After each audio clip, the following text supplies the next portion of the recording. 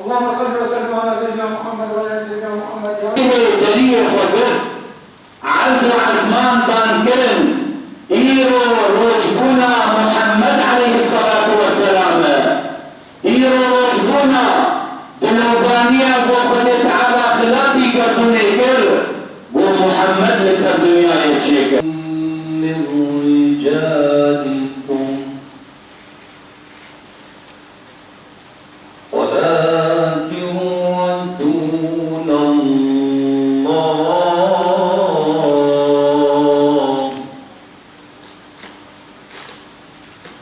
ولكن رسول الله وخاتم النبيين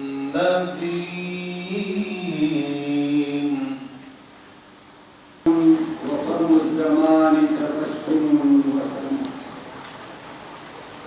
اسم المؤتمر الإسلامي الديمقراطي أهنئ العالم جميعا والعالم الإسلامي خاصة وشمال شرق سوريا على الخصوص بمولد سيد الكائنات محمد صلى الله عليه وسلم.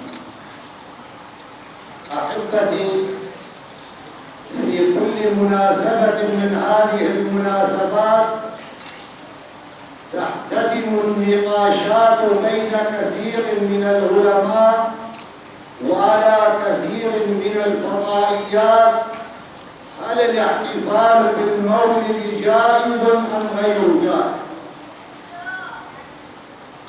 وتصل الحالة إلى التبديع بل وإلى التكفير أحيانا. فالذين ينكرون الاحتفال بالمولد الشريف يقولون كل بدعة ضلالة. ولا أدري أن هؤلاء هل يجهلون أو يتناسون أن الإمام عمر بن الخطاب عندما جمع الناس في التراويح على إمام واحد قال نعمة البدعة هي.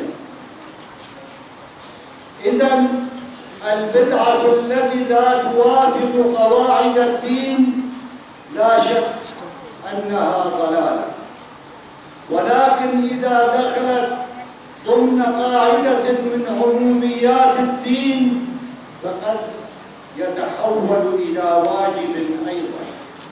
محمد مصطفى